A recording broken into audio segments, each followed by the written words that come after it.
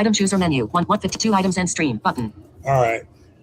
Just in case y'all are wondering what's going on here today, I am a blind host interviewing a blind guest.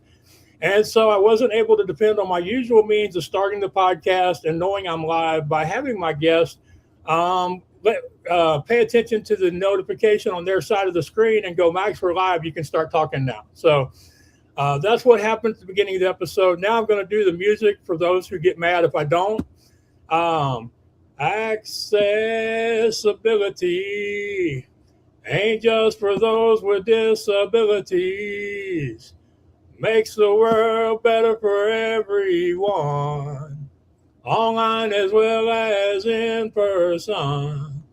Hello, ladies and gentlemen. I am the blind blogger Maxwell Ivy, and this is the Accessibility Advantage, where I advocate for more accessibility for and inclusion of people with disabilities by emphasizing the many positive benefits alongside the compliance requirements so that you can both benefit from reaching people with disabilities and at the same time avoid any negative punishments that come from regulatory penalties, lawsuits, or public shame. You can find me at theaccessibilityadvantage.com. You're welcome to send an email to Maxwell at theaccessibilityadvantage.com. And I do want to remember my friends over at Blueberry, which is blueberrywithouttheease.com, because they do provide sponsorship in the form of the free hosting for this podcast and for other podcasts on in the What's Your Excuse WYE community. And I'll have a link to them. Y'all can go check out if you have a podcast and have been considering switching hosting, or you're thinking of starting a podcast and you want a host that is accessible to use and also accessible for people listening to your content. So today I'm going to be interviewing a really impressive gentleman, in my opinion. He's had to go through many challenges that I wasn't forced to in my lifetime as a visually impaired person. And it's great to be finally behind the mic again as the host after several months of dealing with some health issues that caused me to go through some physical therapy, which none of us enjoy, so that I could get back to doing what I love, which is educating y'all, promoting accessibility, and of course, building my business as a consultant. So today I'm going to be speaking with Daniel Hodges. He is a JD and an MHA, and he is an advocate for authentic accessibility and inclusion of people with disabilities. He's the president and co-founder of Pieces of Me, which is spelled PEACES. He started the foundation while still in law school, and the mission of Pieces of Me is to transform society through community education, innovative professional training, and connection to relevant resources that will help break the stigma surrounding disabilities of all kinds. And you can reach out to him and support his mission at piecesofme.org, which again is PEACES, which of course will be in the show notes and description later on. So Daniel, thanks so much for your patience and your understanding and for being my guest today on the Accessibility Advantage. Thank you for having me. I'm glad to be having this conversation with you. I'm looking forward to it as well. I feel like as a blind person, sometimes we get caught in the trap of, do we emphasize our struggles too much or not enough? And part of that for me is generally I see other people's struggles as being more difficult or more impressive than my own. So I'd love if you talk a little bit about your early life, because you had more than just one challenge, and it wasn't just the disability, it was also the way people interacted with you. Yeah, thank you. And I would say the majority of the struggle probably was more social and design oriented as opposed to the physical nature of the disability. So for backdrop, I was born with a rare eye condition called retinitis pigmentosa, which caused me to have no vision in my right eye, no usable vision at least, and very little in my left eye, but just enough that I could read print if it's magnified to be basically the size of your hand, and if I read one letter at a time. We'll get back to that point in a few minutes. I was also born with another rare condition called Ehlers-Danlos syndrome, which is a connective tissue disorder it impacts collagen, which is the glue of the body. It comes with a variety of issues related to joints, digestion, neurological, immunological, etc., etc. That actually wasn't diagnosed until I was in my 30s. Um, and growing up, I didn't have access to Braille or a white cane or assistive technology. Everything was tied to milking every last drop of use we could out of my residual vision, which was almost nil as far as functionality goes, and saying that my potential would be tied to, some miraculous operation that was always just over the horizon, retinal transplants, microchips, blah, blah, blah. And I was told when I was a teenager that, in my current state, all I'd ever be able to do is cane chairs. Um, that was a professional opinion. And they had said, okay, no work, no kids, no marriage, no, going to it, going to college.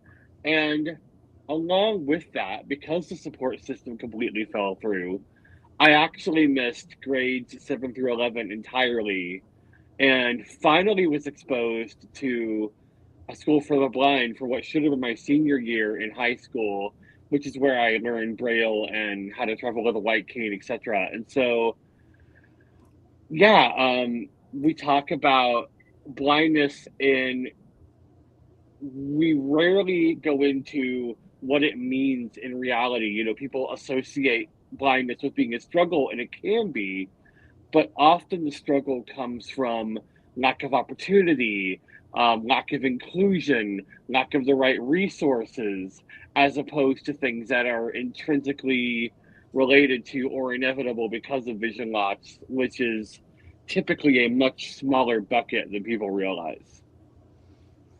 I think it's an interesting way to frame the conversation, because a lot of times it does come down to the technology and the attitudes of the people that you interact with, the people that are supposed to be providing assistance and encouragement, and even challenging us as individuals to be the person we would normally be or ordinarily be without the vision loss, because as we all know, the vision loss doesn't define us, it's just part of us. Yeah, and I've been thinking about that a lot, as we're recording this in Disability Pride Month, and it can be a very contentious topic, but thinking about for myself, spending basically all of my childhood and teenage years trying to be something I was never meant to be, being a broken sided person, as it were. And then as a young adult, getting exposed to other successful blind people who said, you're not going to be successful in spite of all of these things. You're going to take the talents you have and the unique perspective you have, and you're going to be more successful because of all of these elements. And, that has proven true. Right.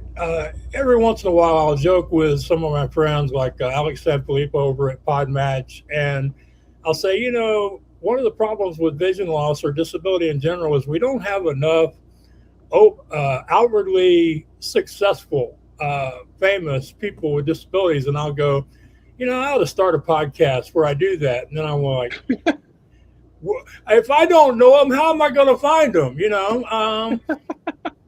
And we hear this from people of other groups like African Americans, Latino Americans, women. It's hard being the person that I know I can be or that I'm meant to be if I don't see any other people like me.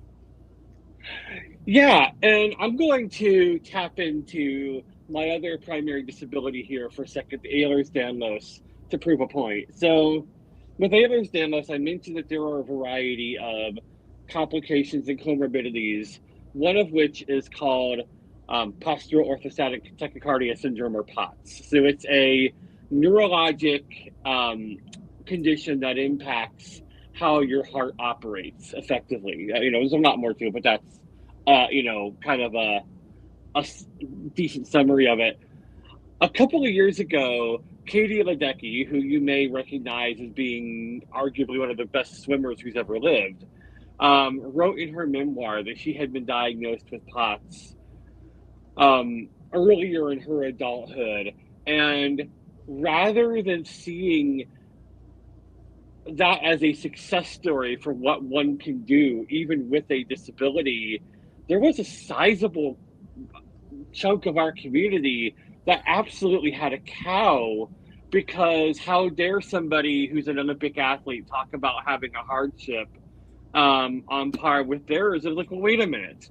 This is exactly the messaging we need. No, it doesn't delegitimize anybody's struggles. It shows that with the right support and with the right, other array of talents that we are able to tap into, who knows what we can accomplish despite being very complicated people. Right. And it's important to realize that as human beings, we are all complicated. Yeah. I like to say that everybody's blind about something. I just happen to have a white cane.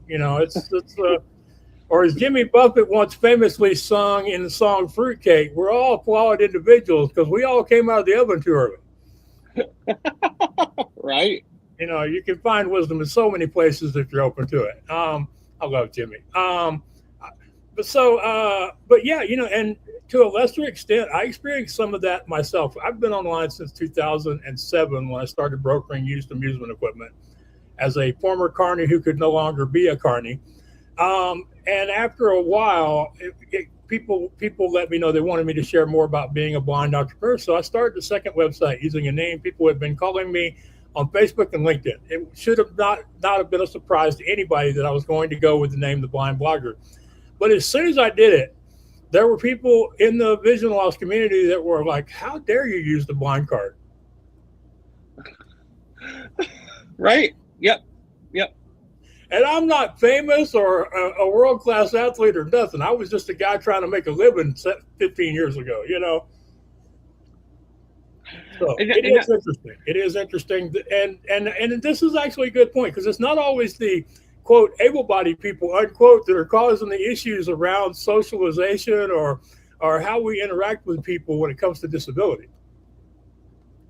Yeah. And, kind of tapping into my story to kind of round this out a little bit, something I talk about in a lot of these podcasts is, I went to law school after having a number of situations come up in the healthcare arena, including having to fight for custody of my kid while we were battling her pediatric cancer because the hospital didn't believe blind parents were capable of raising a kid.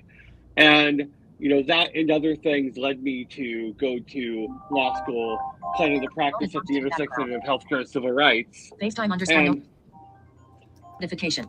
I'm sorry, that's just my technology trying to help me. Please continue. I'm sorry. And, I struggled with, is that inspirational, quote unquote? Because we've been taught, don't be inspiration porn. And then I have to say, you know what? Given my academic background, given the reason I did it, and given the things I'm trying to do with it, yeah, I hope people draw inspiration from that. But I also hope that we're able to help people decipher what is inspirational about that and what is something that should be commonplace. Yeah, it's the difference between the ordinary things and the things that are seriously challenging based on your origin. Yeah. There's nothing exceptional about going and getting a law degree. I think there is something to be said about using a story, my story with, or your story with, what you did becoming an entrepreneur after being a carny, and saying, we took the experience we had and we said, even when circumstances change, we're going to change with them. We're going to adapt. We're going to evolve.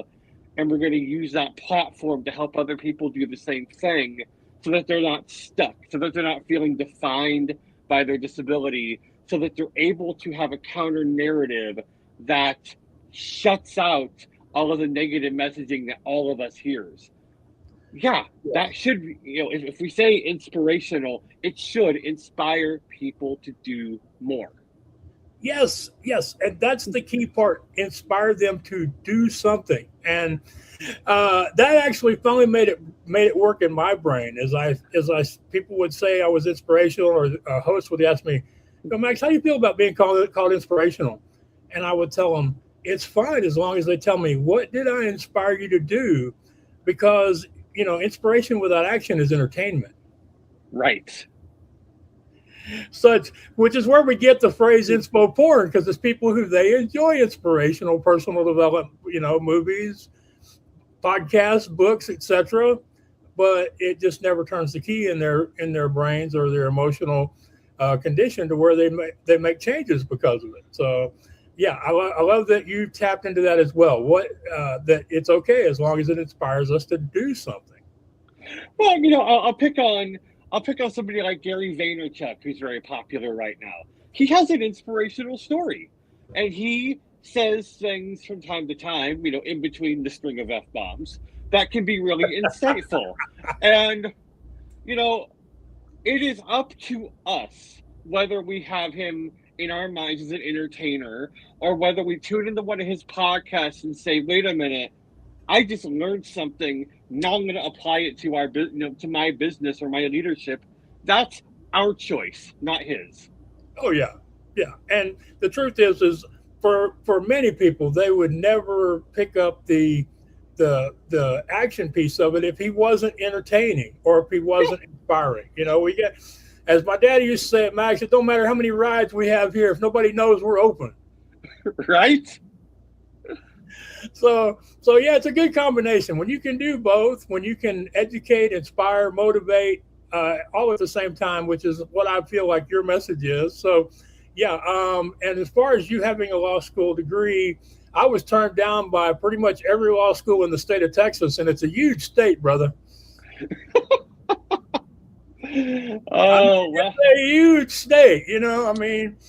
I might have gotten accepted if Texas A&M at that time had a law school. Nobody told me during my undergraduate days that, hey Max, if your undergraduate university doesn't have a law school, you got very little chance of getting accepted because they always take their own students first.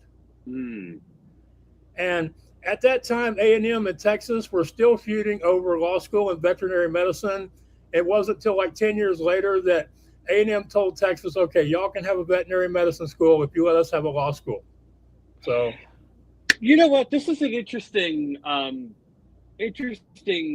side note here, because when I applied, so I went to the University of Baltimore, and I was living in Missouri at the time. And by the way, I've lived in 12 states, most of them multiple times. But I said, okay, if I want to do this, I need to figure out where it's possible, and I need to be willing to do whatever it takes to make it happen. So not only did I spend a year fighting with Voc Rehab because they kept trying to come up with excuses why me in law school wouldn't work, even though I had a solid set of recommendations and a scholarship, et cetera, there's the other side of it of, I knew I wasn't going to get into, Washington University in St. Louis. I knew, I was on the waiting list for Mizzou in Columbia. I tried, different, I tried Case Western. I was rejected out of hand there. I said, okay, I've got connections at University of Baltimore, and I'm willing to go somewhere where I have access to transportation, medical care, a decent airport so I can go see my kids, et cetera, et cetera.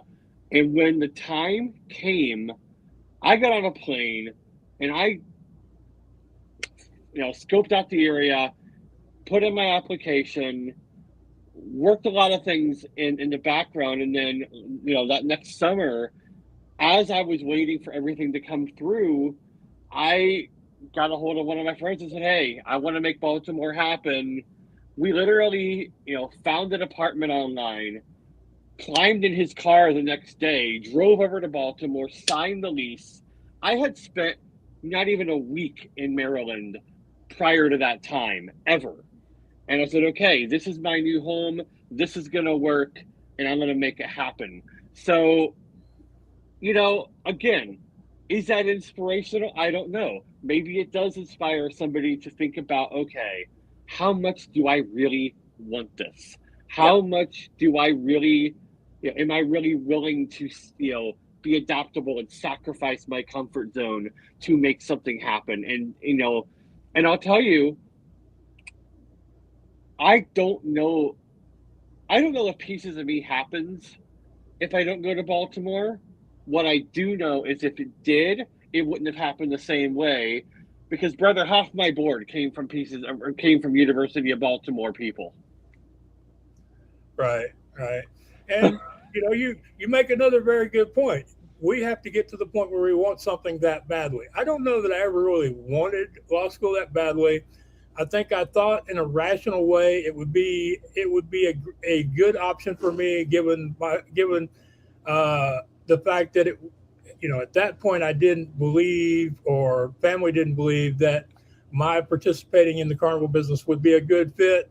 However, after everything else didn't work and I went back, I was part of the family's business for over 15 years. So I don't know that I ever really wanted it that bad. I know that when I was traveling around the country in raggedy old pickup trucks, I wanted that bad. I know when I started the Midway Marketplace, I wanted it that bad, to the point that, I worked those 14 and 16-hour days, and I taught myself HTML, and I did a lot of other things I didn't want to do that were not fun, but they built the website and the business, and then of course the brand. And so in that respect, my starting my first business that was my own, brokering rides, and you're going to law school, they were both examples of, once you decide you want something bad enough and you're willing to do things that most other people aren't willing to do, then these things can happen.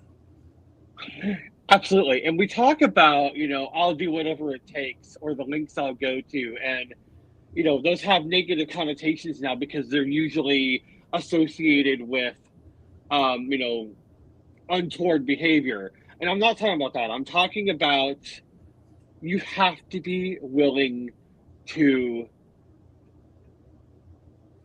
monitor your self-care and to make sure that you're not setting yourself up for failure, but also be really creative, be willing to do that thing that somebody else is not willing to do, and I found that both in school, I found it in running an organization. We have kept pieces of me alive and running for the last 7 years, despite COVID, despite all of the different social elements that have happened, despite a recession, despite the nonprofit sector across the board being decimated over the last several years. Yeah, because despite a change in the tax code that makes it harder for y'all to raise money, Yeah. So many things. I know what you mean. I like to think about it like this: willing to go all in on something, but not willing to spend the rent money to do it. Well, and I've even gone that far. Well, I have too, but I was trying to give you the opportunity to look better than you might have. I have traveled across this country with minuscule amounts of money on me, to where people have often asked my parents why they let me leave the house. And that's a whole other discussion when it comes to disability. But we sometimes we do have to find those solutions and be willing to. To me, they got this fancy word of self-determination, which to me is like, it's where you decide to find a solution and implement it, even if you don't like it. Yeah, and I think going back to your previous point, putting, housing instability and food insecurity on the table, it's a byproduct of not being able to hold down a 9 to 5, so there is that due to chronic pain and other factors. I created the job I need. And at the same time, there's also a level of ownership. I have to be willing to say, you know what? some of the economic hardships I faced over the last several years are self-imposed. Not because I'm lazy, not because I made a dumb choice, but because I analyzed the gifts and the struggles that I possess, and I decided to go long term and to really look over the horizon and put up with a bunch of crap in the meantime toward for the sake of getting to where I want to go. Yeah, yeah, and I have those days where I'm like, Max, is that tough old carny kid that slept on rolled up bundles of canvas? Is he still in there? And most days, no, but every once in a while. So, um, you mentioned that you started Pieces of Me, which y'all can visit at piecesofme.org, PEACS. You started it while in law school. So tell me a little bit about how it got started and why, and then what does it actually do? So I was out visiting my cousin Christy in the summer of 2019, and I was in the midst of a serious mental health crisis and trying to figure out what I was going to do because I was feeling disempowered in every aspect of life. And I was trying to find a way to get myself restabilized. And while I was talking with Christy, we spoke about the issues I had with my kids and with my own medical advocacy and trying to find resources, and also about her chronic pain and the struggle she had and her husband had when their youngest daughter was born with an unexpected limb difference, and how the resources simply weren't there. And I said, regardless of the disability or difference, there's a really common theme here. So I'm not willing to play on the surface anymore. I want to attack this at the roots. Are you willing to start a nonprofit with me and actually go do the hard work of getting to the root cause of this stuff? And thankfully she said yes. So our mission has always been, we want to provide the kind of community education that does something. And we want to, and the way that I explain our mission is we have three distinct elements.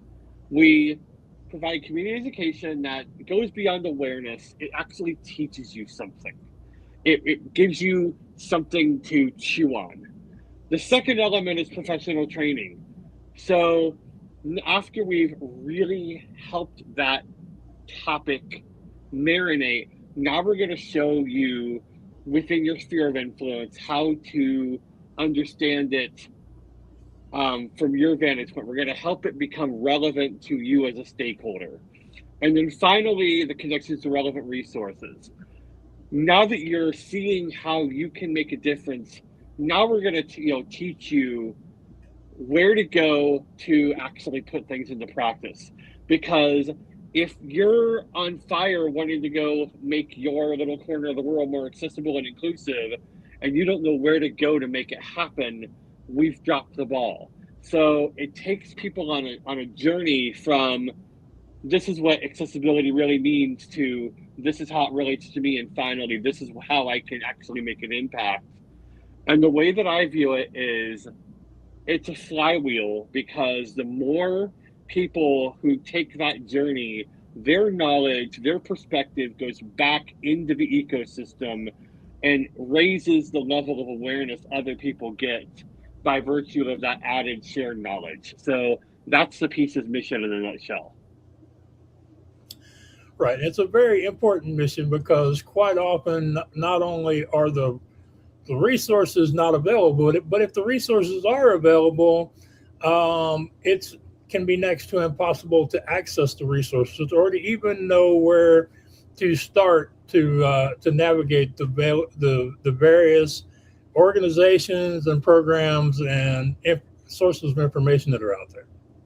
Yeah, and that was kind of the original thesis, was we don't necessarily need to create something new as much as we need to stand in that open space. and connect people who want to know about resources with the resources that largely already exist, and bridge those gaps so that we can help people actually be part of the solution. Right. So does the website currently have a lot of these resources on it? Is it populated with courses? What will people find as far as this journey that you're talking about when they visit the website? Right now, if you go to it this afternoon, what you're going to find is a handful of resources, some very basic information that starts to break the ice open.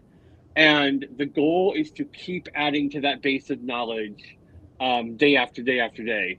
So there are a few valuable bits of information there, but the point is to call people in, harvest their knowledge, their insight, their perspective, and build what is a peer-to-peer library of resources and knowledge over time. The other thing you'll find is something called the Access Opportunity Tour, which is specifically designed for organizations that are brand new to this conversation and don't know where to turn. And the crux of that is, if you have that little inkling of desire to become more accessible and you don't know where to go, you don't know where to, who to ask, sensitive questions without fear of getting canceled, you don't know what the next step ought to be, that, the tour is for you, so that we can help you create a game plan that is replicable, sustainable, and relevant to where you are. Okay, so it starts with meeting people where they are, but also it sounds like you're going to use the challenges people come to you with as a means of developing the future resources and training on the website. Is that correct? Yeah, if you think about it, some people hate it when I use this analogy, but if you think about the Wikipedia model, that is harnessing the power and the knowledge of the crowd. Obviously, we're going to have some safeguards in place to make it, safe, but it's the model of saying, my team and I, for as smart as we may be and as passionate as we are, our knowledge is limited. But when we start creating a network effect where people are coming in, bringing their unique insights to the table, now we're starting to get exponential growth as far as the knowledge and the resources that we're able to point people toward. Okay. And so what are some of the things or some of the types of information that y'all are currently in need of? So right now, one of the things we're trying to do is we want to create fact sheets about different characteristics or conditions that are led by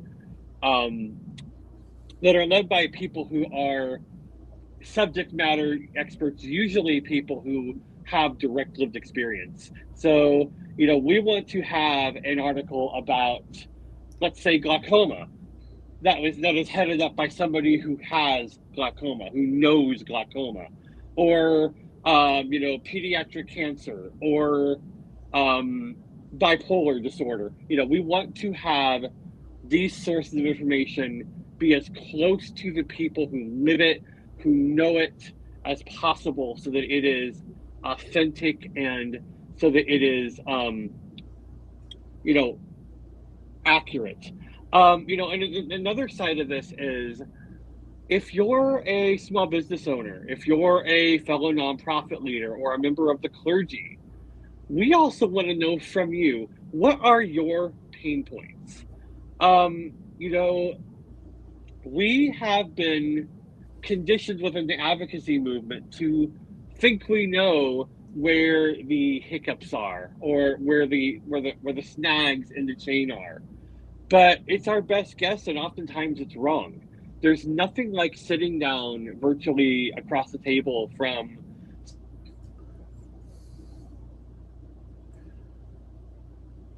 Are you still there?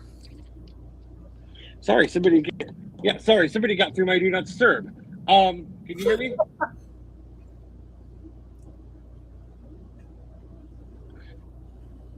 Uh-oh.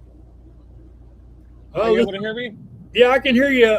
For some reason, you've cut out a Hear- couple of times, but that's the beauty of live. I mean, Somebody broke through my do not disturb. oh, So okay. anyway, Well, that's one apiece then. That's one of right, it's happened to right, both of us. right. But yeah, we're looking for the perspective of people who are actually struggling with trying to make their little corner of the world more accessible and inclusive, because we want to design solutions that are tailored to meet your needs, and we can't do that if we don't understand your needs. Right, and I think that's one of the things that I really was really attracted me to your approach, because I may have a bit of knowledge about the development side of a website or an app, but it's nowhere near what a person who has trained for that and does that for a living may have. And if we can get to the point where we can have these conversations between the people with the disabilities, the advocates, the developers, and the leaders within these organizations, so they allow these conversations to actually bear results, then we can make some real progress as far as accessibility within these people's corners of the world. Yes. Stephen Covey has a quote that hit me really hard earlier this year. That is, seek first to understand, then to be understood. And we as an advocacy movement have done a terrible job of that. Yeah, I think that's a healthy thing. I think as a community, we really need to take more ownership of the mistakes that we have made and continue to make in the area of failing to educate other people. I mean, we love to depend so much on compliance and regulations and changing in legislation, but we don't do a very good job of communication or of trying to change hearts and minds, other than out of, this is something you should be doing if you weren't a no good so and so business owner. Yeah, I was reading a book yesterday by David Epstein. I believe it's called Inside the Box. And it talks about how having thoughtful constraints or parameters on a project actually unleashes additional creativity. And I'm thinking to myself as I'm reading through this book, I bet this applies to universal design. And at the same time, I'm thinking, there's no way he's going to mention it.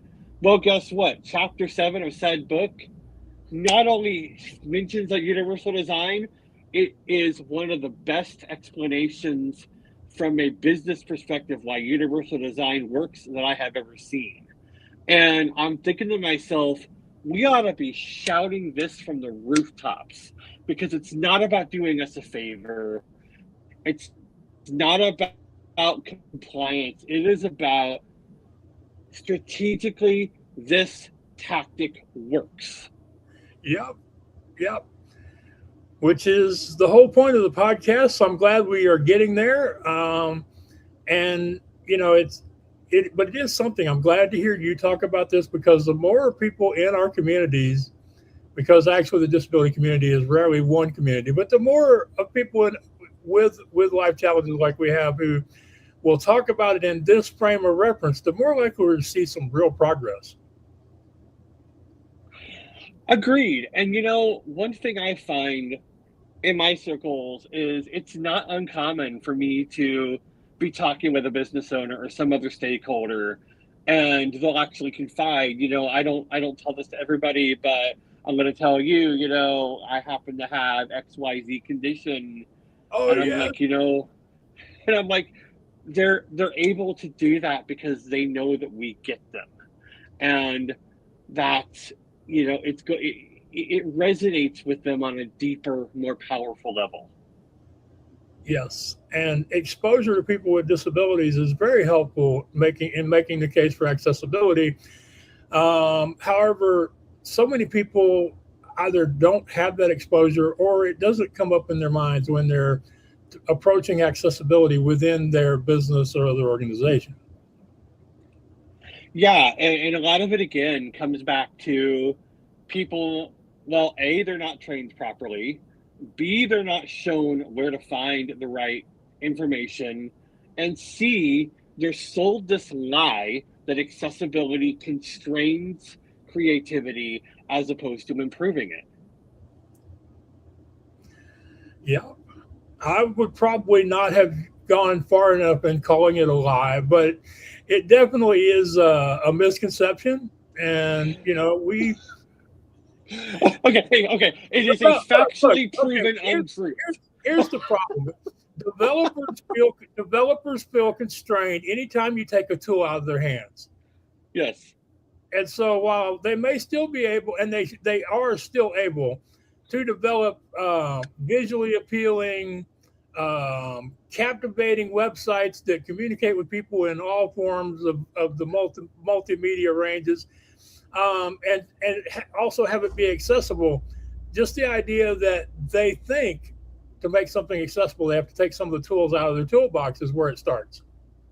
Yeah, I mean, you're probably right. And a lie does connote intent. So you're right. That may be a little strong, but it is, I'll call it a myth. I'll call it to be very lawyerly about it, I'll call it a factually proven untruth. But, whatever. Okay, so the guy who never went to law school reminded the lawyer that he should be delicate in his terminology. I'm going to write that one down. There you go. But yeah, people feel that the developers feel deprived because they think they have to leave stuff out in order to be accessible, and that's just not the truth. It's not the existing facts. Absolutely. Yeah, and the other thing is a lot of these people are so used to developing websites and apps in the same manner that I think that a lot of times they leave stuff on the table, or they leave stuff out that would have provided accessibility as well as compelling content, because it's just not something they do all the time. You know what? Going back to Epstein's book for a second, David Epstein's book for a second. All right. Clarify that for a second. That's actually one of the biggest premises of his book is that he has a stack of research that says when options are limitless, the people, whether it's designing digital or physical spaces, tend to default to the comfortable. And so that is one of the reasons why universal design actually improves creativity, because it falls into this broader umbrella of saying, we're going to narrow the parameters just enough to give you freedom, but also just enough to make you really think about what you're doing. Right. But let's think about physical spaces for a minute, because I think I have a good example here. When somebody builds a new building, they're required by law to have elevators, to the point that nobody even thinks about not putting elevators in a new building. But doesn't seem to be constraining the architects from designing elaborate, sometimes insanity-based designs for new buildings. Exactly. And even if you think about, ramps or braille or whatever, there needs to be, some predictability, some consistency there. But as I pointed out when I was training some landscape architects a few years back, that doesn't mean you have to make it ugly. You shouldn't make it ugly, as a matter of fact. And so there's a way to thoughtfully design, because the ADA is a set of minimum standards, but there's nothing stopping us from exceeding the overall user experience requirements while maintaining those standards. Right. I agree with you. It is a very minimum set of standards, which is a conversation for another day. But I had a woman on my podcast a while back who gave me a great example for this. She said, Max,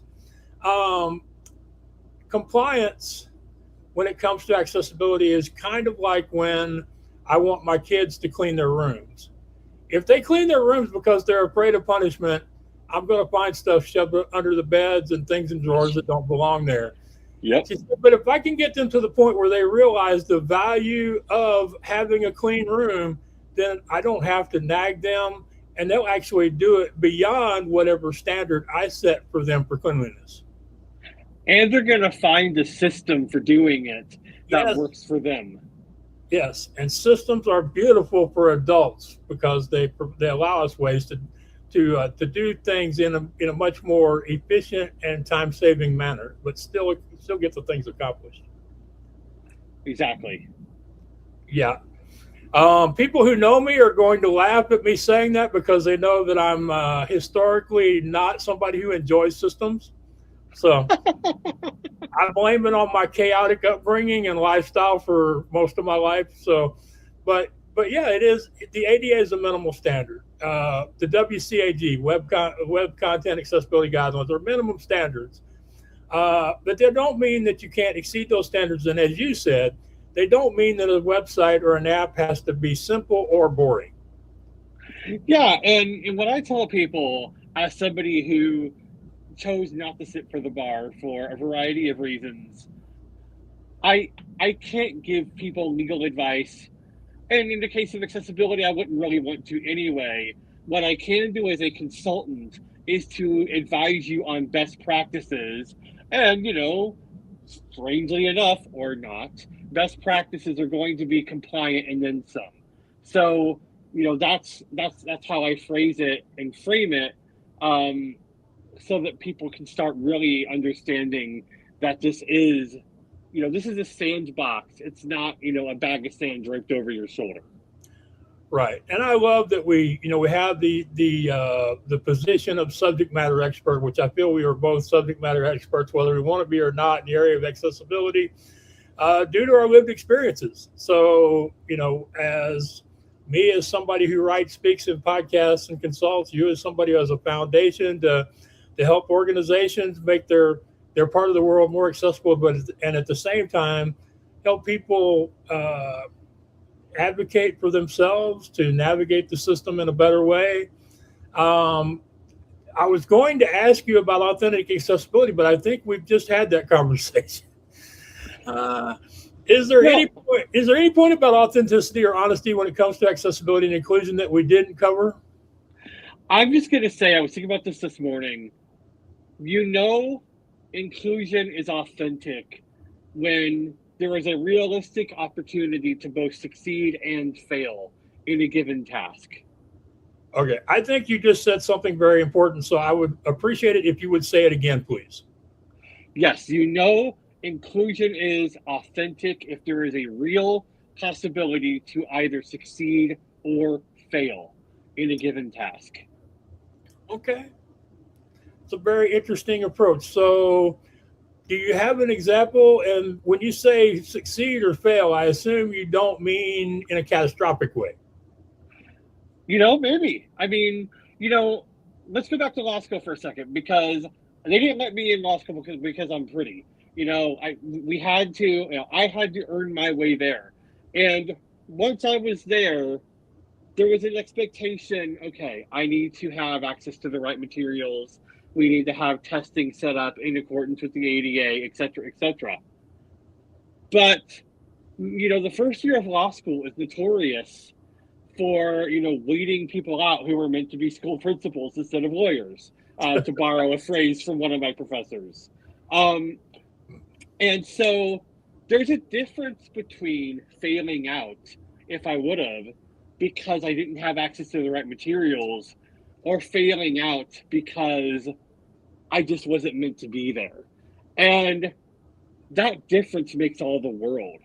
In order for our accomplishments to be valid, there has to be a real understanding that we could have failed. We could have maybe even failed catastrophically if that's where our gifts and talents lead us.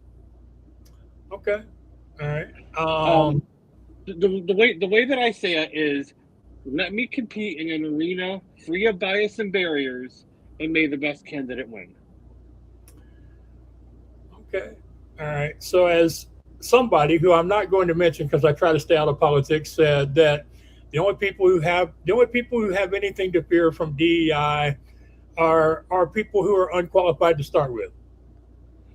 Yeah, if it's done right. If it's done right. Yeah. And at the same time, if DEI has the stink, and I will use that word, of not just of not modifying standards that are irrelevant, but actually modifying standards that matter. If it has that stink to it, we all lose.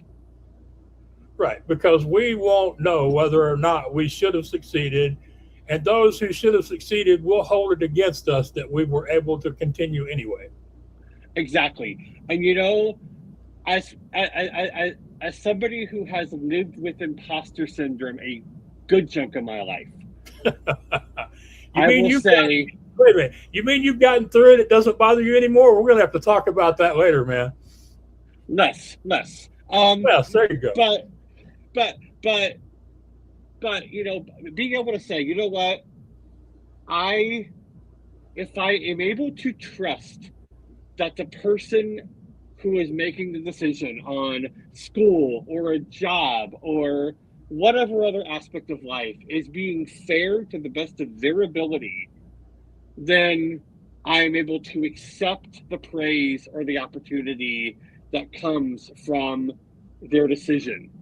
But if I start to doubt their accuracy or their ability to say no, then it's always going to stick with me. It's always going to be there in the back of my mind saying, they did you a favor. They bent the rules. They, put their finger on the scale. Yeah. I'm never going to be able to assume total ownership. Okay, I love that you've explained it like this, because this is something I've had conversations with people about quite often, and that is, as a visually impaired person who's a creative entrepreneur, I often wonder. It doesn't bother me as much now as it would have a year ago or 5 years ago, but I wonder when people say, Max, you're a great interviewer. You're a wonderful speaker. You're a good singer and song. They talk about my ability as a writer and storyteller. There's a lot of times there's the question in my mind, at least, and of course, thankfully, not as much lately, is, are they saying all those nice things because they mean them, or are they saying all those nice things of, what's the old thing? Yeah, you're great, or you're great for a blind guy. Yeah. Is there an asterisk?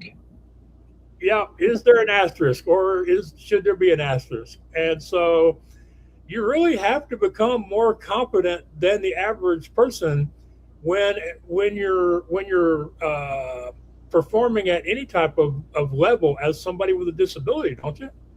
Yes, and let me go back to the point on failure to tie this in too. Failure's not fun. Failure sucks, as a matter of fact, but it is absolutely essential. I'm going to go back to another part of my story. Okay, I went to law school. Clearly, I graduated with a bachelor's degree. Yeah, but here's the thing. I failed out of my first 4-year attempt. I was in a situation that wasn't conducive to my strengths. I ended up on medications that turned me into a zombie. And my last semester at Boise State University was straight F's because I didn't have the energy or the ability to show up for class. So I had to start over again completely. I had 2 classes that transferred over to Western Governors University when I started over again for my bachelor's. And it was awful to go through, but I can't even begin to tell you the kind of growth I went through as part of that journey. So when we say we're going to prevent people from failure, that's not kind. It is maybe nice, it maybe sounds good, but it's profoundly unkind because it stunts growth. Right. So I have a question about your college education, because I didn't graduate from the first school that I was at. Were you the first in your family to go off to college? Couple of sisters went before I did, but we are the first generation, and and I was the first one to get any sort of doctorate level education. Right. So I understand this stat has changed some over the last, say, 5 years or more, but there used to be a statistic that said that if you were somebody with a disability and you came from a family where you were part of the first generation to go to college, that less than 15% of people that could check both of those boxes off would even finish a bachelor's degree, much less an advanced degree like you did. And not to brag, but just to prove a point, because I want people to take the right kind of inspiration from this. Max, I mentioned I missed 5 years of school, 7 through 11. I didn't bother to go back for the last 3 years of high school. I did that 1 year of school for the blind, went off to get some specific blindness training, and got my GED. That puts me in very, very rare company as far as people who got a GED and then went on to get a JED. And I don't say that to brag. I say that to reframe what people think is possible. No, if I were you, I would say it to brag because I think you've earned it. I think you've earned it. And I'm gonna kind of pile on here. They don't even have numbers about this because there's so few of us. But I am one of the few blind Eagle Scouts, and there's only like 3% of. When I got mine, they said on average it was 3% of the young boys who started towards that achievement would get there. As far as I know, there are no numbers on blind eagles or disabled eagles, but I'm guessing we're a really, really small group. And I quite often forget to mention that, and I imagine that quite often you forget to mention the GED. Yeah, and I hesitate sometimes because again, I don't want it to become me coming off as arrogant, but at the same time, I do want people to understand if I can do it, other people can do it. There is so much more hope and potential out there than people realize. Right. Well, I'm really glad that we got into this discussion about authentic inclusion. I'm glad I put that out there and gave you the opportunity to expand on it because I would have missed out on some really great stuff for both of us that will hopefully benefit our audience. And you're right, it's not bragging when you're sharing things that were legitimately, seriously challenging, the kind of things that cause people to become frustrated, stuck, depressed, the kind of things that cause a lot of people to give up. So we definitely need to share them, and we need to be proud of sharing them because as you've pointed out, these were hard things that we've both gone through and that many of the people listening to us have gone through. But we have to share this stuff. We have to remind people of what's possible. And as I was hearing you say this, it reminded me that I host another little podcast called What's Your Excuse? And over the years, people have said, if Max can do it, then what's my excuse? So I'm definitely down with you on this inspirational stuff when there's a reason to be inspired. I don't want people to be inspired because I can shave myself or tie my tie, but the fact I run 2 podcasts, y'all can be impressed by that. And the fact that you're a lawyer who's managed to maintain a nonprofit through 7 years of hell in the world that we've been living in lately is something you should definitely be very proud of as well. So, well, thank you. And I will say this: if you're inspired, if you're truly inspired by this, do what you do as well as you possibly can. And if you're gonna go out and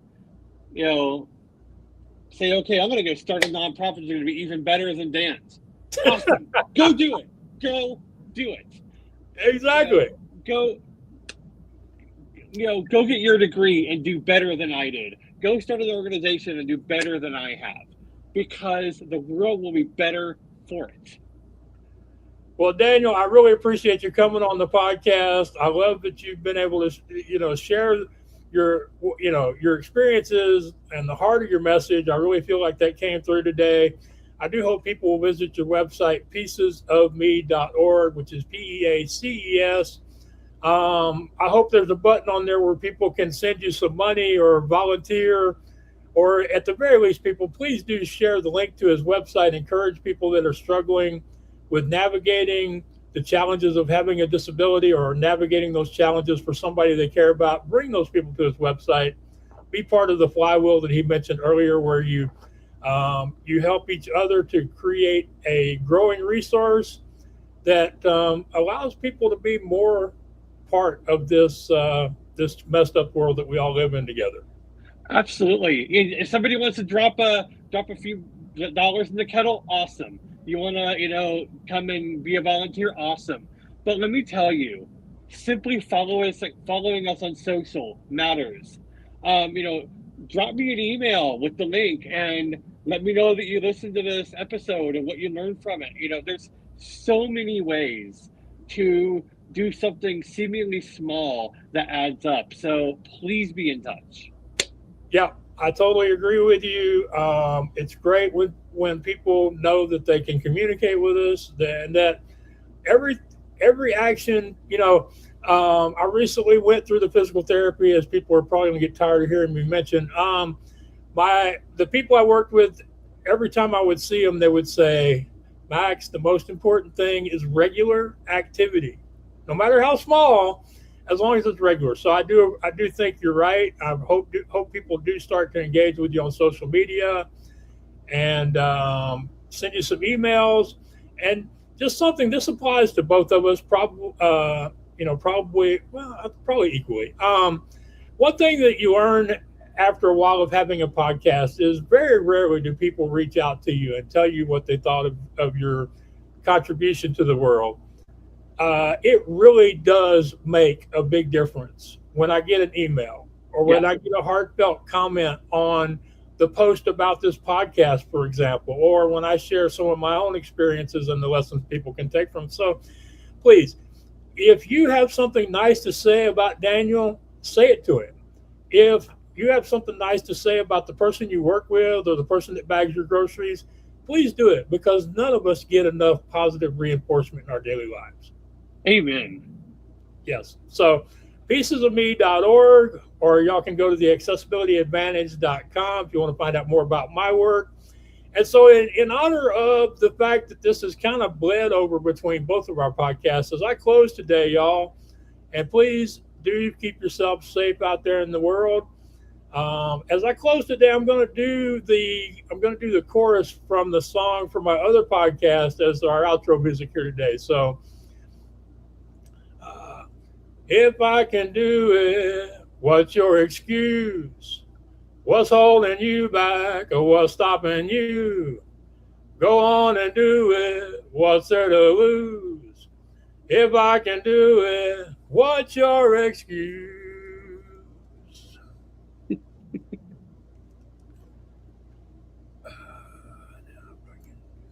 Item chooser menu. 1 the 2 items end stream button. End stream button. End the stream and 5 more items. Dialog. Heading outro the group. Set outro not yet. But end stream. End stream. StreamYard.